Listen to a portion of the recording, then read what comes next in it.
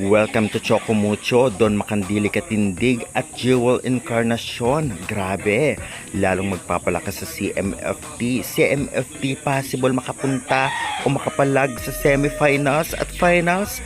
Well, yun natin pag-uusapan this video.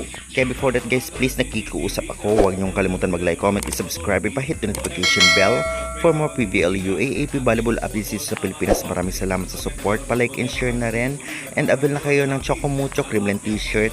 May discount yan kapag ginamit nyo ang aking link. Maraming salamat again.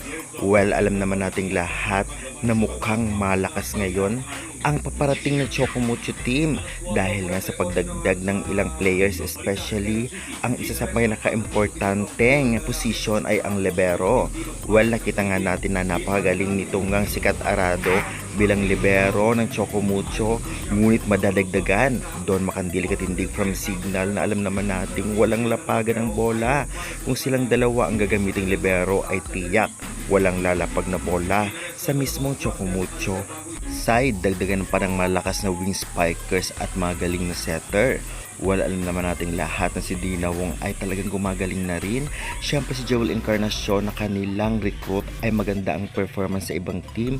Dagdagan pa doon Makandili Katindig, Ea Laure at iba pang players na talaga namang mga palaban.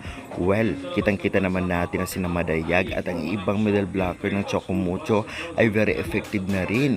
Natiyak talagang possible talagang dalhin sila ng mga bagong recruit nila sa semifinals or finals.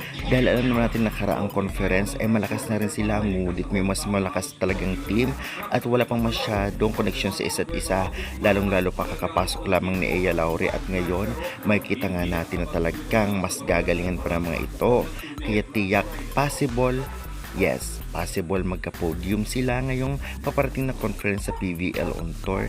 Possible din na hindi. Kaya kitang-kita naman natin na talagang sa recruit pa lang ay pangmalakasan na. Kaya tiyak target nila o ang goal nila ngayon ay podium.